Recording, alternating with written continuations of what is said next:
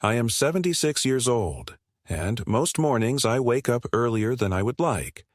Not because I am restless or full of energy, but because the silence of this villa by the Florida coast presses against me in a way that makes sleep impossible. When my wife was alive, the mornings had a rhythm to them, a sequence of quiet rituals that bound the day together. The smell of toast, the sound of her humming while she watered the plants on the veranda, the little arguments about whether the newspaper should be read from the headlines first or from the crossword puzzle page.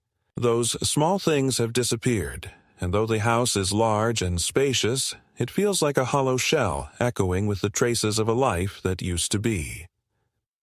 I never remarried after my wife passed. I told myself it was because no one could replace her, but in truth, I think I became afraid of trying to start again, of discovering that my best years were already behind me. This villa, this house by the sea with its long windows and tall palms leaning toward the water, became the only constant I had left, and so I clung to it as if it were my second skin. The place itself has a history that is tangled with mine. I bought this land almost 50 years ago, when Florida was not yet choked by so many resorts and retirement communities, when the coastline was still raw and filled with open stretches of beach that you could walk along for hours without meeting a soul. I had just returned from service and had saved enough from working long hours in construction to consider settling down somewhere permanent. Most men my age were still renting or living in cramped starter homes, but I had a different idea. I wanted a place that would last not only my lifetime, but would also be a legacy, a sign to my children and their children that our family could build something enduring. My wife, Anna, was doubtful at first. She thought the land was too isolated, too wild, too impractical. Yet, when we stood together on the sand one evening and watched the sky burn orange over the horizon, she squeezed my hand and said she could imagine growing old here. That was enough for me. Brick by brick, month by month, I oversaw the building of this villa, putting more of myself into it than into any other endeavor in my life. It was not just a house, but a monument to our marriage, to our stubborn dream that we could create a life of permanence in a world that seemed always ready to take things away. Over the years, this house saw everything. The laughter of birthday parties when my son, Daniel, was still small and liked to run through the hallways pretending he was a pirate captain. The quiet dinners after long days of work when I would come, home to find Anna waiting with a meal and a glass of wine. The storms that rattled the shutters and made us sit close together, listening to the rain pounding against the glass as if the ocean itself wanted to come inside. The villa was where Daniel took his first steps, where he brought home his first report cards, where he introduced his high school friends who trampled sand into the living room carpet. It was also where we comforted him through his first heartbreak, where we gave him advice about college, where we told him that no matter what path he chose, he would always have a home to return to. All of that history is written into the walls of this place, and whenever I walk through it now, alone, I can almost hear those echoes, though they have grown faint and sometimes cruel in their reminders of what has slipped away. As the years advanced and Anna's health began to falter, the house became more than just our shelter. It was her sanctuary, the place where she wanted to spend her last days. She told me once, in a rare moment of vulnerability, that she would rather die here in the bedroom where she had laughed and cried with me for decades than in a sterile hospital surrounded by machines. And when the time came, I honored that wish. She passed away quietly one early morning, the curtains billowing with a sea breeze, her hand still loosely clutching mine. Since then, every room has carried her absence like a wound that will not heal. The kitchen smells too clean because she is no longer there to scatter flour while baking. The garden looks too neat because her chaotic joy in planting anything and everything is missing. The bed is too large because no one lies on the other side. Sometimes, in the middle of the night, I still reach across instinctively, only to touch the cold sheet, and I realize all over again that I am alone. My son is the only close family I have left. Daniel is 46 now, a man with his own life, his own ambitions, his own household. For many years, I believed we were close. I tried to raise him with the values my own father instilled in me. Hard work, honesty, loyalty to family above all. I wanted him to inherit not only my property but also my principles. But, as he grew older, I began to notice how he slipped further and further away, how his calls grew less frequent, his visits more formal, his tone when he spoke to me increasingly distant, as if he were talking to a stranger he was obliged to respect but not to love. He married a woman named Madeline about 15 years ago, and from the first day I sensed a wall between us. She was polite enough, even charming at times, but she carried herself with the assurance of someone who thought she knew better than those who came before her. Her parents were well off, not wealthy enough to live in true luxury, but comfortable, and I could see how Daniel admired them, how he seemed to lean more toward their way of living than toward the traditions he grew up with in this villa. I do not blame him entirely. Life changes people, and perhaps he found in Madeline's family the approval or encouragement he felt he never quite received from me. Yet it hurt to watch the distance grow. Invitations to family gatherings became rarer, and when they did arrive, they felt like obligations rather than gestures of affection. I would show up, sit quietly, and listen to conversations that flowed around me as though I were invisible. They spoke of business deals, vacations in Europe, investments in properties I could never afford, and I realized more and more that in their eyes I was simply the old man in the corner, the relic of a generation they no longer cared to understand. Still, despite the growing alienation, I clung to hope that my son would one day recognize the depth of what this house meant, that he would understand that it was not simply real estate, not just a structure with a market value, but a lifeline of memory and meaning. Every time he visited, I would offer to show him the garden, to remind him of the tree he once climbed, to point out the scratch in the doorframe where we had measured his height year after year. Sometimes he nodded politely, but most often he looked at his phone, distracted, eager to leave. It was then that I began to suspect, though I forced myself to ignore it, that he did not truly value this place as I did.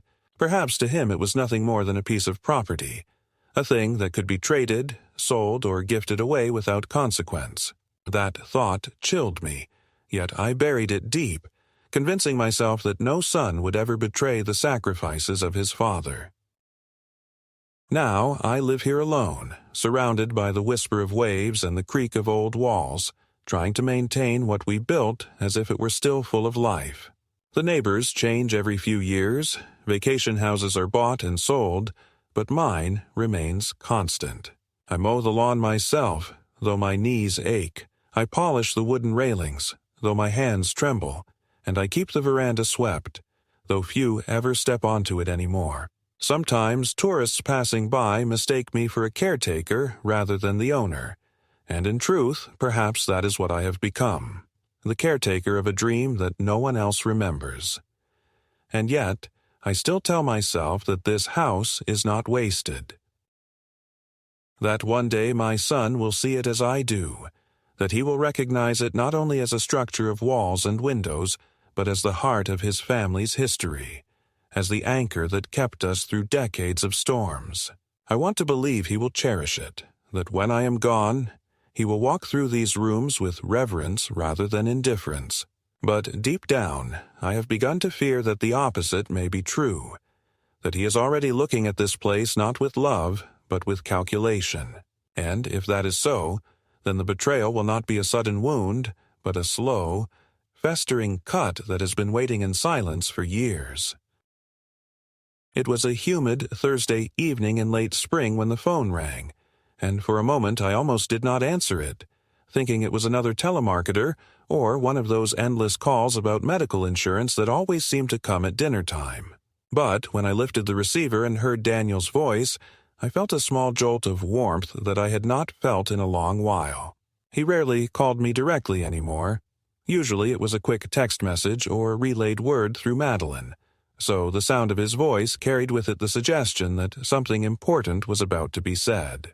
He asked how I was doing, whether I had eaten, how the garden was coming along, questions that might have seemed casual if not for the strange tone in his voice, a mixture of forced brightness and underlying hesitation, as if he were rehearsing lines. In a play, after a few minutes of polite conversation, he said that he and Madeline wanted to host a family dinner at my villa that coming weekend, that they thought it would be nice for everyone to gather under the same roof and spend some time together. The words themselves should have brought me joy. It had been so long since Daniel had suggested anything resembling family closeness, and for a fleeting moment I allowed myself to imagine the warmth of old times returning, the long table set with food, the sound of laughter drifting across the veranda, perhaps even the possibility that my son was finally beginning to remember the value of this house and the history it carried. I asked him who would be coming, whether it would be just the two of them, or whether the grandchildren, who seemed to be drifting further and further into their own busy lives, might also appear. Daniel's answer was evasive. He said simply that it would be a special gathering, that I should not worry about the details, that he and Madeline would take care of everything.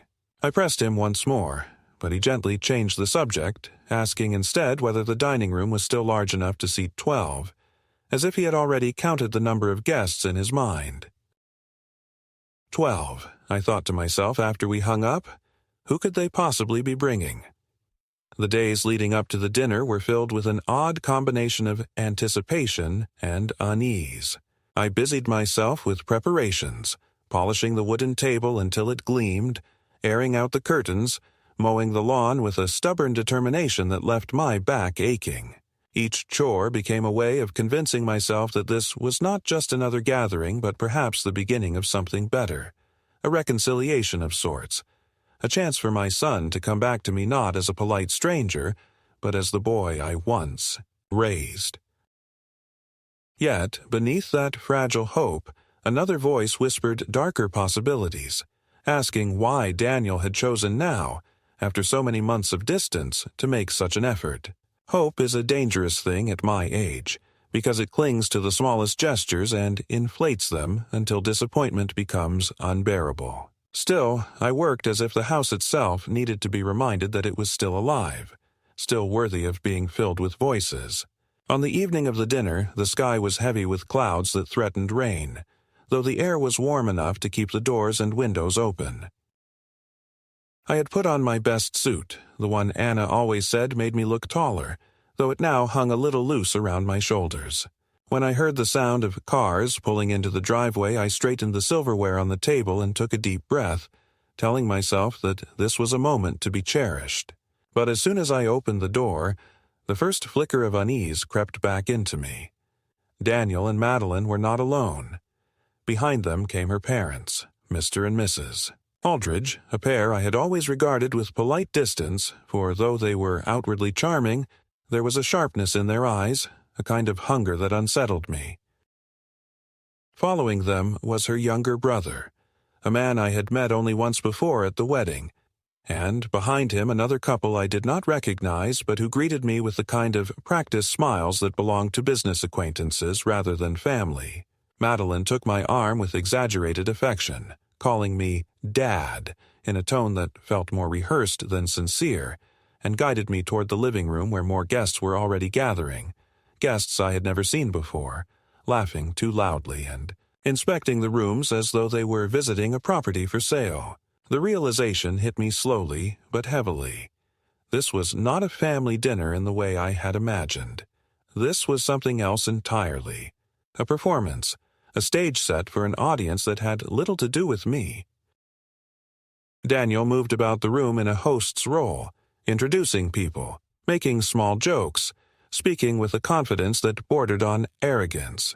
He looked comfortable, almost proud, as if he were showing off not only his wife and her family but also the house itself, my house, as though it belonged to him already.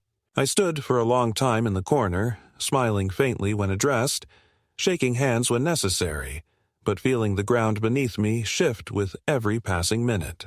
My villa, which had always been a sanctuary of memory and quiet, had suddenly become a showroom. The Aldridges walked through the hallways with the air of inspectors, complimenting the architecture in tones that suggested appraisal rather than admiration. Their son leaned against the doorframe of the study, flipping through one of my old photo albums without asking, remarking casually about how quaint the old pictures looked. I wanted to snatch it from his hands, to remind him that these were not curiosities but the fragile remains of my life, yet I said nothing, paralyzed by the growing suspicion that whatever was happening here was deliberate, and that my son was at the center of it. When we finally sat down at the table, the mood should have been festive, but for me it was drenched in unease. The conversations flowed easily among the others, mostly about investments, property values, the rising cost of coastal real estate, all topics that seemed strangely pointed in the context of where we were sitting. Daniel raised his glass at one point and began to speak about the importance of family, about the strength of building a legacy together, words that on the surface sounded admirable but which carried beneath them an undertone I could not quite place, as though he were rehearsing a justification rather than a celebration. Madeline beamed at him proudly, her parents nodded approvingly, and I felt myself shrinking into my chair, suddenly an outsider at my own table. The food tasted like ash in my mouth, though I had prepared some of it myself earlier that day. Each compliment from the Aldridges about the beauty of the house landed like a small cut, because I could see in their eyes that they were already imagining it as theirs, already staking silent claims. My son's words, his glances, his way of steering the conversation all seemed to be guiding us toward some revelation that I dreaded to hear, but could no longer deny was coming. The villa was no longer being treated as the backdrop to a family memory. It was being treated as an object of desire, a prize on the table waiting to be claimed. And though no one said it outright that night, I could feel it pressing down on me with the weight of inevitability. Something was about to change. Something that would strip away the last illusion I had been clinging to about my son, my family, and the sanctuary of the life I had built. The night of the dinner lingered with me long after the guests had gone, not because of any warmth it had provided, but because of the way every smile, every compliment, every casual remark had seemed to carry a hidden blade. When the last car finally pulled out of the driveway and the sound of tires on gravel faded into silence, I stood in the hallway staring at the door, feeling as though I had just witnessed something staged rather than lived. The villa was unusually still, almost resentful, as though it too had felt invaded by strangers who did not belong within its walls. I wandered through the rooms, noticing small details I had never thought about before. The way Madeline's father had tapped his fingers on the mantelpiece as if assessing the wood. The way her mother had quietly examined the view from the veranda as though calculating its value. The way Daniel had spoken with an ease that belonged not to a guest in my home, but to a man who believed himself the rightful master. It was not one thing but 1,000 small impressions that together began to weave a net of unease around me, a net I could no longer ignore. The following week, Daniel returned, this time without the entourage of in-laws and acquaintances, though Madeline accompanied him. They arrived in the afternoon, unannounced, which already felt unusual. And as I opened the door, I noticed the expression on my son's face. Not the wary distance I had grown used to, but a new confidence, a kind of authority that seemed borrowed from another man. He did not ask to come in. He stepped inside as though the house had already shifted in his mind into his possession. Madeline followed behind him, her perfume lingering in the air, her eyes scanning the hallway not with nostalgia but with assessment, as if she were walking through a showroom.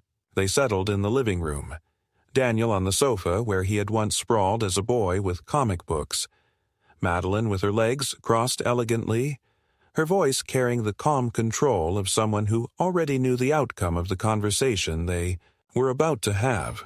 Daniel began by speaking of practicalities, about how much upkeep the villa required, how difficult it must be for me at my age to manage such a large property, how lonely it must feel to rattle around in these spacious rooms with no family living in them anymore.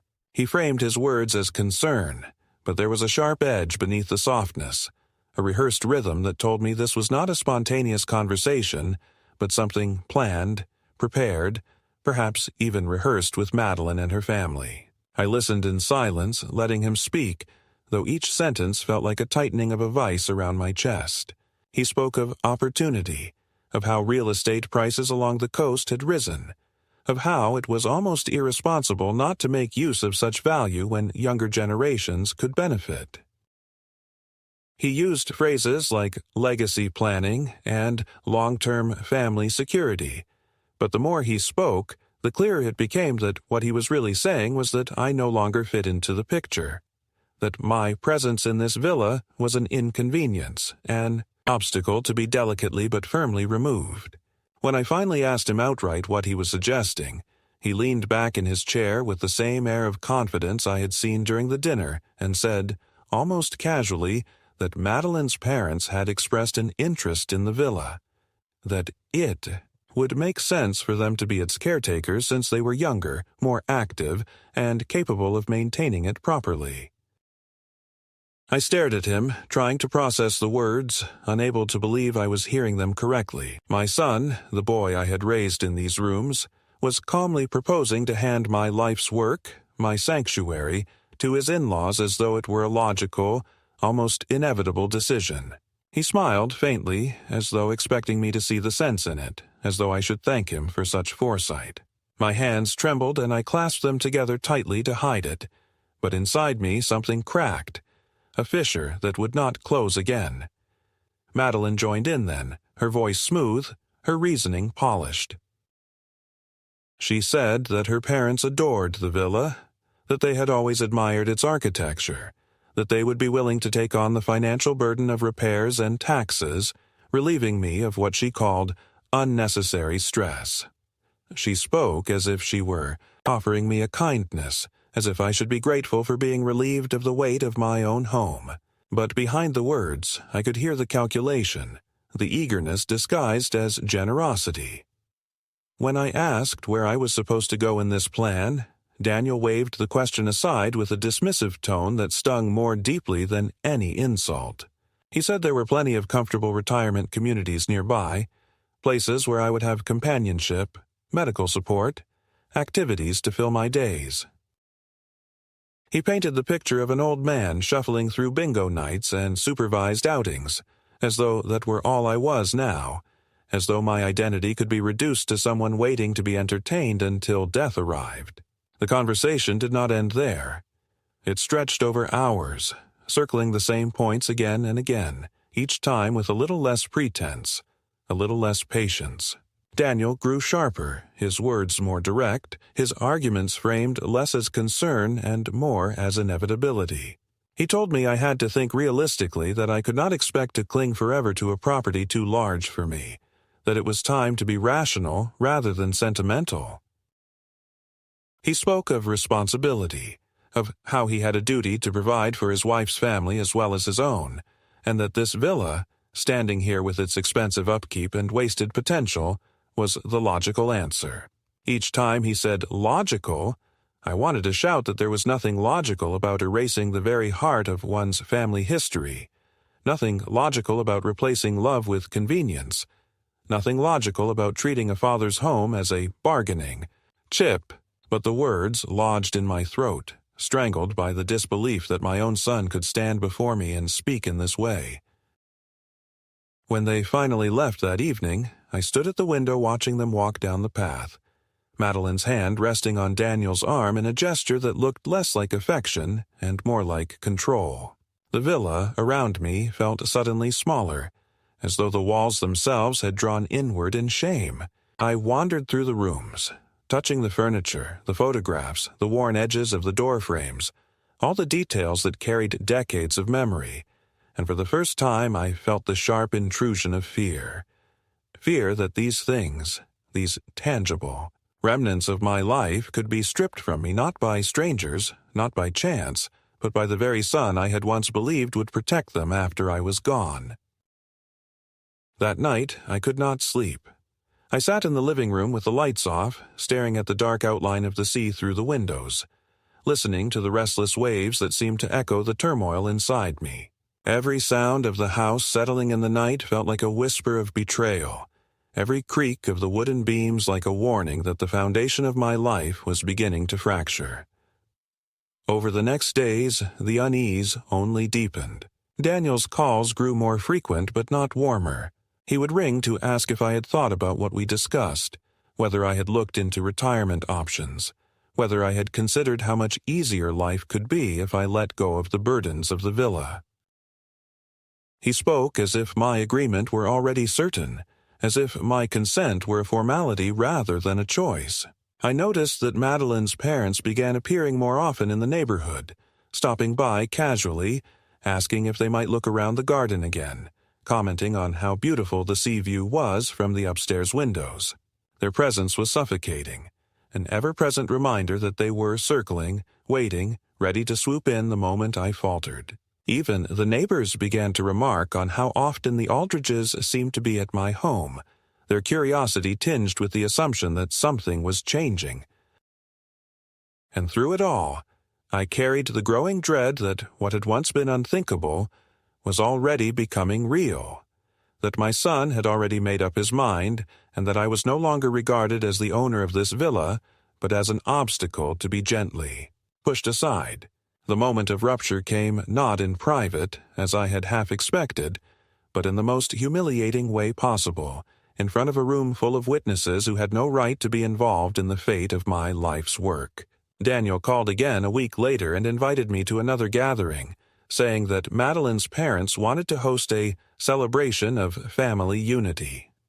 His tone was brisk, decisive, leaving me no space to object, and though my instincts screamed against it, I felt cornered, as if refusing would only confirm in their minds that I was an obstacle, a stubborn relic clinging to what no longer belonged to me. Against my better judgment, I agreed, telling myself that perhaps there was still a chance to reason with him, to remind him of what this house truly meant. The day of the gathering was warm, the air filled with the heavy scent of salt and the distant cries of gulls. When I entered the dining room, I immediately understood that this was not a simple family dinner, but a carefully orchestrated event. The long table was set as though for a formal banquet, with silverware gleaming under the chandelier and expensive wine bottles lined up as if to impress rather than to enjoy. Around the table sat not only Daniel and Madeline and her parents, but also their friends, neighbors of theirs whom I scarcely knew, and two men in suits who looked distinctly like lawyers. I felt my stomach tighten at the sight of them, and for a moment I nearly turned and walked out, but Daniel greeted me with a broad smile, pulling me in and introducing me to everyone as though I were a guest in someone else's house. The dinner itself was a blur.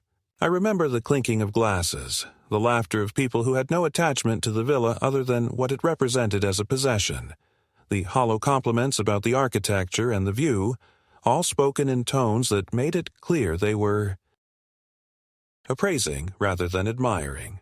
I sat in silence for much of it, trying to steady my breathing, telling myself that perhaps this was only another performance, another attempt to pressure me into agreeing to some arrangement, but that nothing final could be decided without my consent. Yet beneath that fragile reassurance, dread coiled tighter with every passing moment, especially when I noticed the stack of folders near one of the suited men's chairs, as though legal matters were waiting to be presented. It was after the main course, when the conversation had lulled into a forced sort of cheerfulness, that Daniel rose to his feet and tapped his glass. The room grew quiet, expectant, and I felt every eye shift toward him. He began by speaking of gratitude, thanking everyone for coming, thanking Madeline's parents for their generosity and support, speaking of how blessed he felt to have such a united family. His words flowed smoothly, practiced, carrying the tone of a man delivering not just a toast, but an announcement. And then he turned toward me, his voice softening into a tone that pretended to be affectionate, but landed like a dagger. He said that it was time to acknowledge reality, that the villa had served its purpose as the cradle of our family's history, but that it was too much for one man to maintain, and that, after careful thought, he had decided it was best to place it in the hands of those who could preserve it for generations to come. He extended his hand toward Madeline's parents and declared, with a calmness that froze me to my core, that the villa now belonged to them, that from this day forward they would be the caretakers and rightful residents. For a long moment I could not move. The words seemed to hang in the air like a heavy fog, and though my mind screamed at me to protest, to demand an explanation, my voice would not come. The room erupted in applause. Glasses clinked. Madeline's parents smiled with the serene triumph of victors who had already anticipated their prize.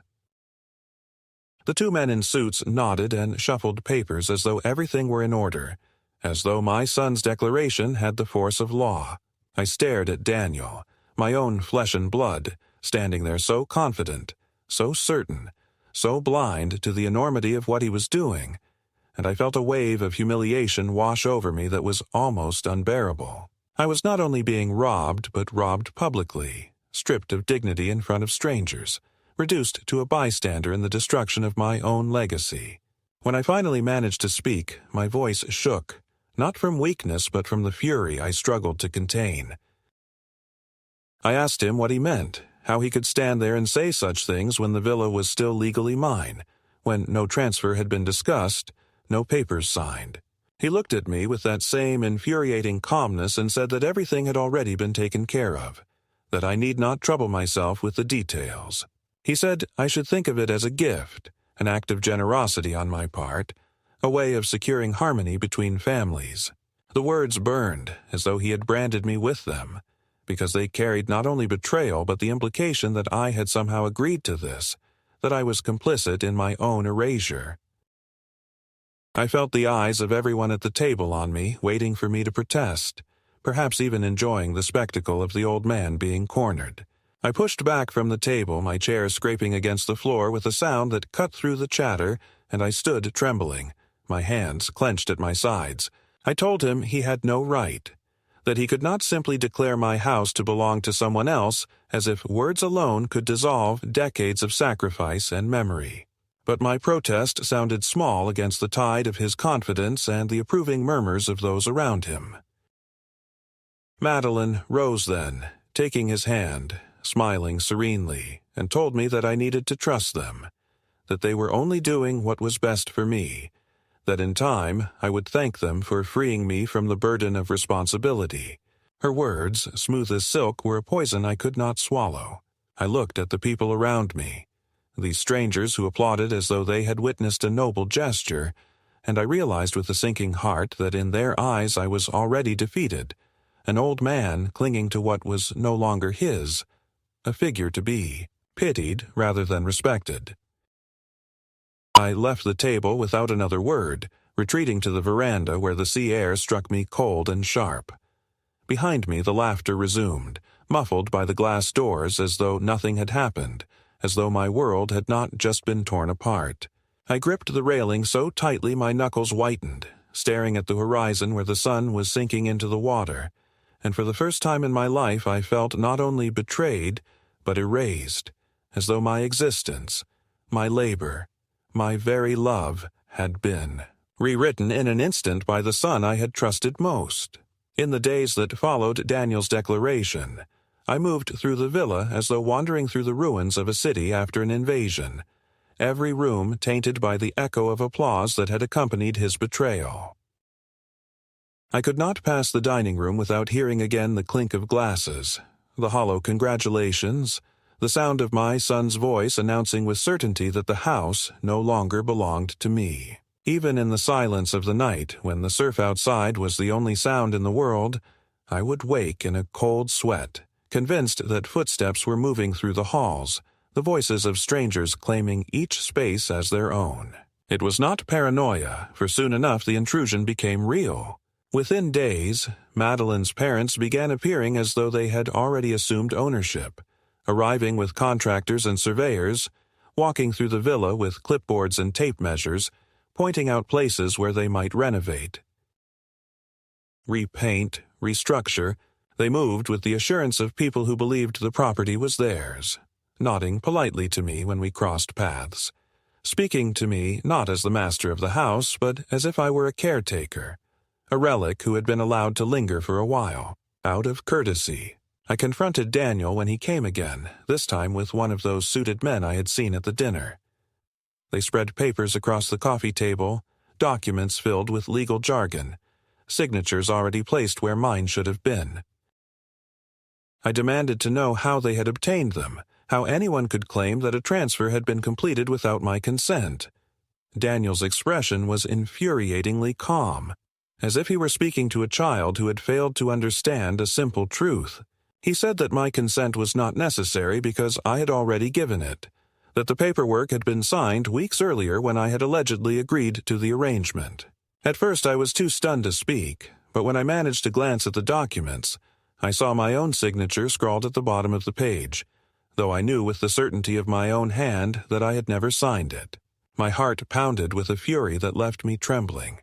Someone had forged my name, someone had dared to replicate the last mark of my will, and my son stood there not only condoning it, but presenting it as fact. When I accused him of forgery, his calm slipped into irritation. He told me that perhaps I had forgotten, that at my age it was common to lose track of what one had signed. He reminded me of the evening weeks earlier when he had placed a stack of papers before me, supposedly regarding insurance adjustments, and asked me to initial them. I remembered it now with horrifying clarity. The way he had insisted it was nothing important, just routine. The way I had signed without reading because he was my son, and because trust had always been my instinct when it came to him. I felt the weight of that mistake pressing down on me, the bitter realization that the deception had begun long before the dinner, that I had been maneuvered step by step toward this very moment. Madeline entered the room then, her smile as polished as ever, her words dripping with the false sweetness of someone who has already won. She said they were only thinking of my well-being, that the transfer would protect me from the burdens of taxes and maintenance, that I should be grateful for their foresight. I told her she and her family had manipulated Daniel, twisted his sense of loyalty, poisoned his view of what family should mean. She laughed softly, shaking her head, and said that Daniel was finally growing into the man he was meant to be, a man who put the needs of his own family, her family, above outdated sentimentality.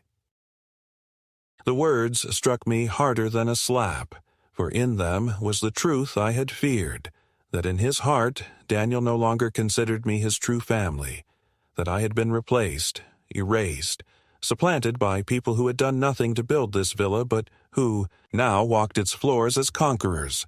The days blurred into a series of humiliations. Contractors came and went without asking my permission, tearing up the pieces of the garden Anna had planted, discussing plans to repaint walls that had held our photographs for decades. One afternoon I found Madeline's mother in Anna's old sewing room, opening drawers and remarking how useful the space would be as a home office. I stood frozen in the doorway, the rage boiling inside me, yet she looked up with a smile as though nothing were amiss, as though I should be pleased to see the room repurposed. On another day, I overheard Madeline's father speaking on the phone about the potential rental income the villa could generate if the old man were moved out quickly enough, and though I wanted to storm in and demand he show respect, the words lodged in my throat like stones. I had become a ghost in my own home, a silent presence drifting through corridors where decisions were being made about my future as though I no longer existed. But the deepest wound came not from the Aldridges, but from Daniel himself. One evening, he sat across from me in the living room, the same room where I had once read him stories as a child, and told me in a voice that was firm, almost rehearsed, that I should not fight what was happening. He said that I had done enough in my life, that it was time to let go, that clinging to the villa was selfish when others could use it better. He said that Anna would have wanted harmony, that she would not have approved of me causing conflict over property. At that moment I felt the air leave my lungs, because he had invoked her name, twisting the memory of the woman I had loved and cared for into a weapon against me. I wanted to shout that Anna had poured her soul into this villa, that she had planted every flower, chosen every curtain, cooked every meal in the kitchen with joy because she believed this house was the heart of our family. To suggest that she would approve of it being handed to strangers was not only a lie but an abomination. Yet Daniel looked at me with eyes that were cold, determined, and I realized with terrible clarity that he believed his own words, that he had convinced himself this betrayal was justified, even noble. The cruelty did not stop there. Soon, whispers began to reach me from the community, subtle remarks from neighbors who hinted that Daniel and Madeline had spoken of my health declining, of my mind not being what it once was, of their need to step in to protect me from my own. Confusion.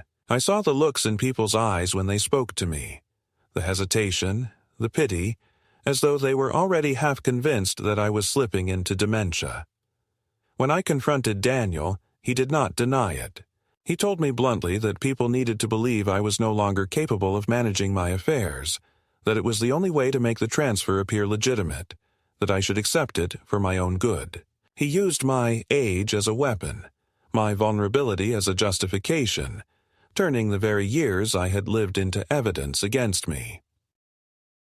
I felt stripped bare, not only of my home, but of my dignity, reduced to a caricature of an old man whose words could be dismissed as confusion. At night, I sat in Anna's old chair by the window, staring out at the restless sea, trying to piece together how everything had unraveled so quickly. I thought of the boy Daniel had once been, the boy who had run laughing across the beach, who had clung to my hand during storms, who had told me he wanted to be strong like his father. Where had that boy gone? How had he become this man who could stand before me and justify betrayal with the language of responsibility and logic? I wondered whether it had been Madeline's influence alone, or whether something in him had always been waiting for this chance. Something cold, something calculating. The questions gnawed at me, but the answers were too painful to face. The escalation reached its sharpest point when I discovered the truth about Madeline's parents.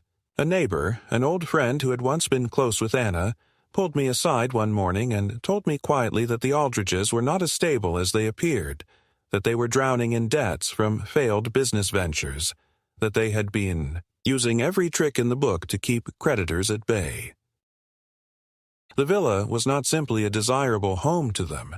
It was a lifeline, a fortress in which to hide their failures, a shield against the ruin they had brought upon themselves.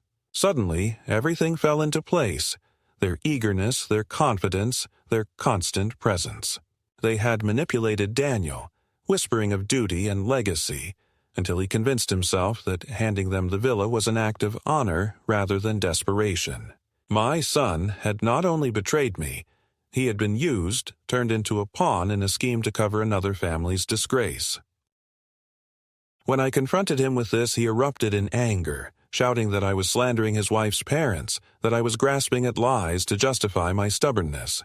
He told me that I was poisoning the family with suspicion, that if I continued, he would be forced to take legal measures to have me declared incompetent.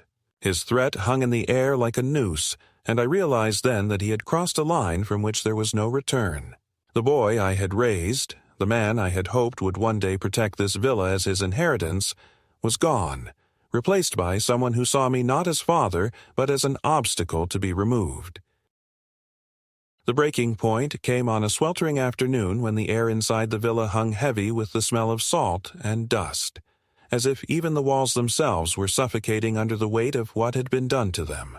I had endured the endless parade of contractors, the cold efficiency of lawyers, the smug smiles of Madeline's parents, and the rehearsed justifications of my son.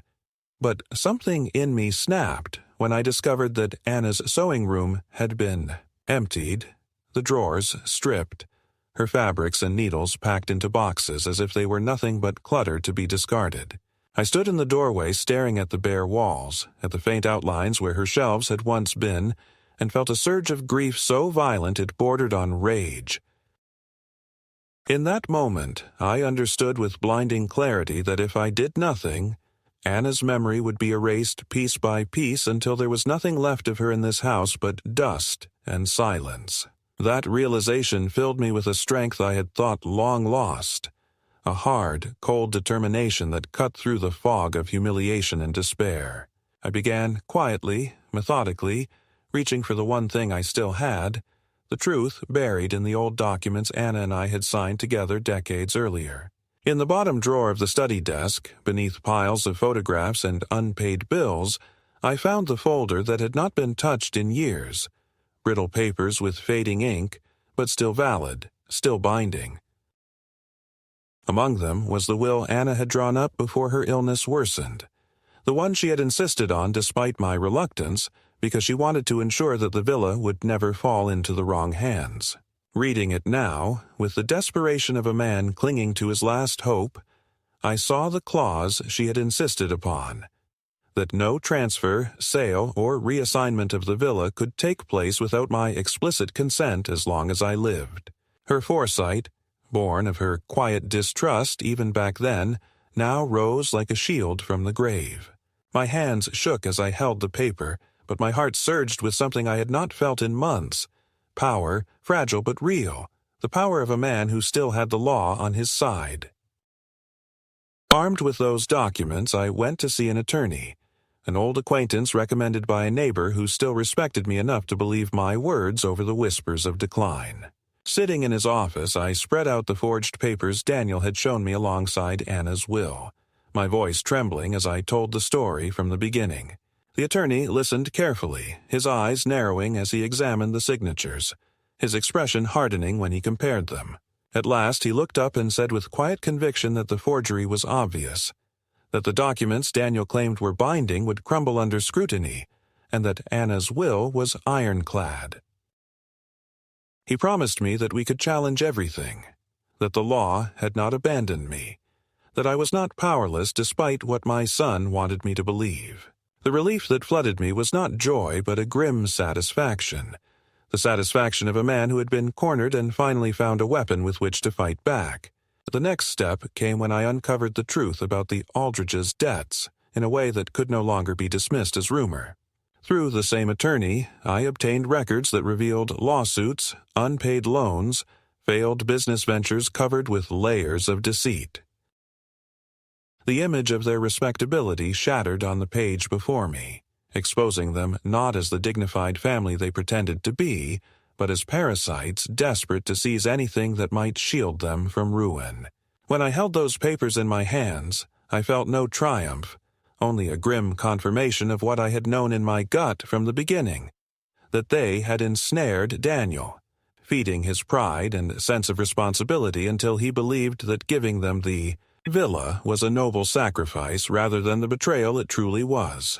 Now, with their lies laid bare, I had more than grief and anger. I had evidence, hard and undeniable. The confrontation could no longer be postponed. It happened in the villa itself, because I refused to cede the battlefield of my own home. Daniel and Madeline arrived with her parents, as though ready to finalize their conquest, and I was waiting with the attorney by my side, the documents spread across the table like weapons prepared for war. Daniel's expression shifted when he saw the folder, a flicker of doubt breaking through his confidence, but he quickly masked it with irritation, accusing me of dragging outsiders into family matters. I told him calmly, with a steadiness I had not felt in months, that this was no longer a private dispute but a matter of fraud, forgery, and theft. I laid out Anna's will, reading aloud the clause that made their so-called transfer invalid, and then I presented the proof of the Aldridges' debts, watching the color drain from their faces as their facade cracked. My voice rose as I told them that this villa was not theirs to claim, not his to give, and that no amount of manipulation or false signatures could change the truth that Anna and I had built into these walls.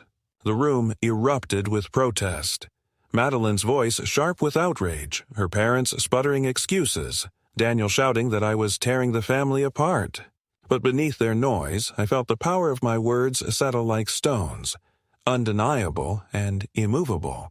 The attorney's presence silenced their confidence further, his calm explanation of the legal consequences cutting through their bluster with the precision of a blade.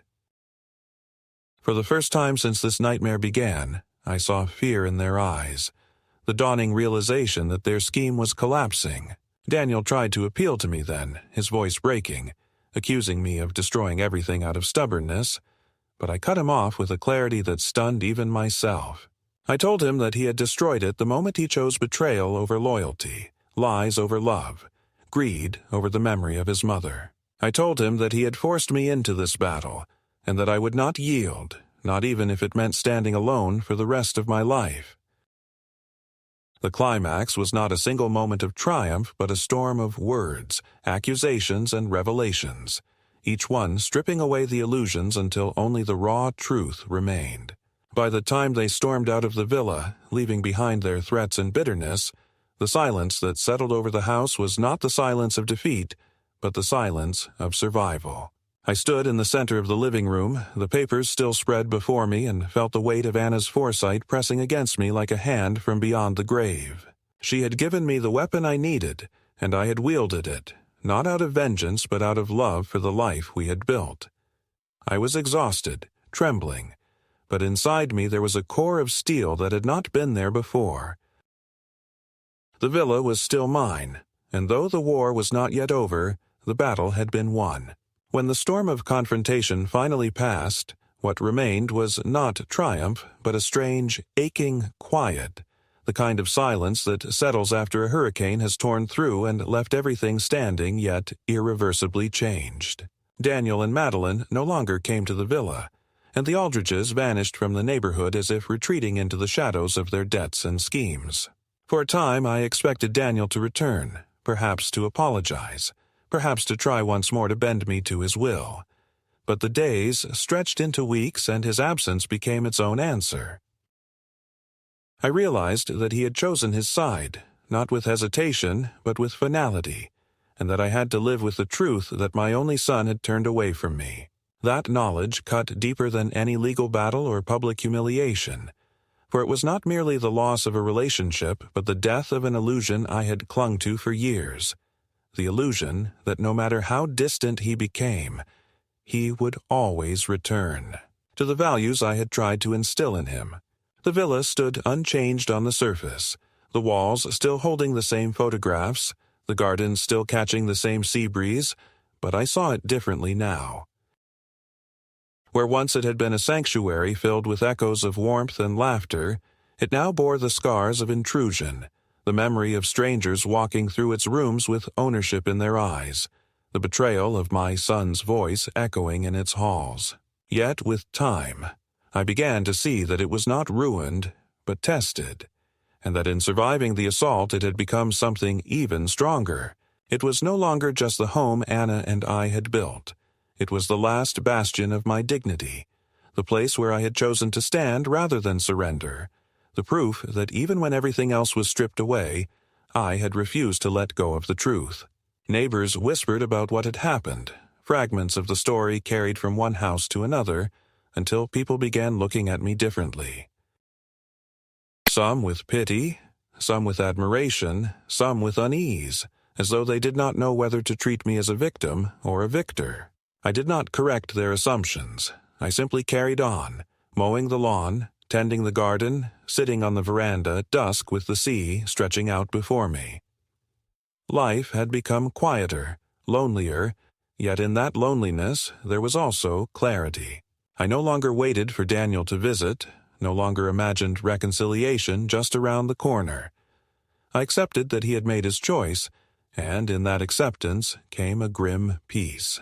I could not control his heart, but I could control my own, and I chose not to let bitterness consume what years I had left.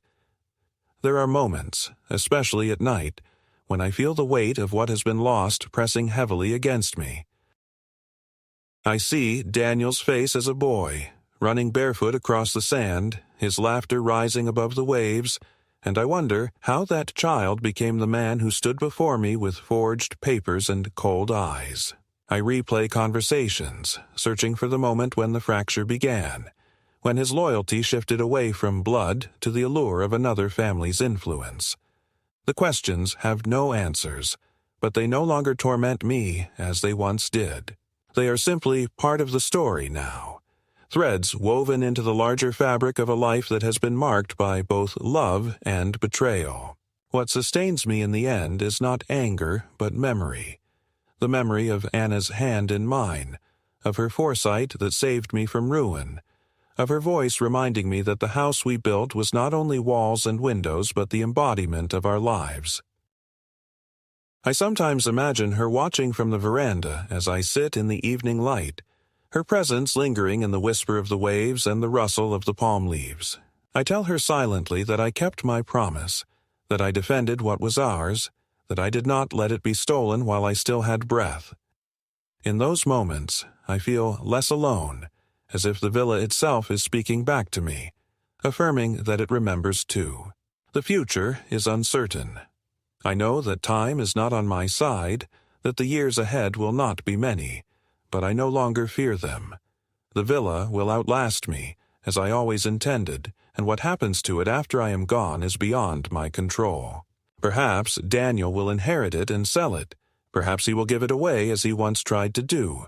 Perhaps it will fall to strangers who see it only as an investment. But none of that can erase the truth of what it was while I lived, the truth that I stood my ground and preserved it in the face of betrayal. That is enough for me.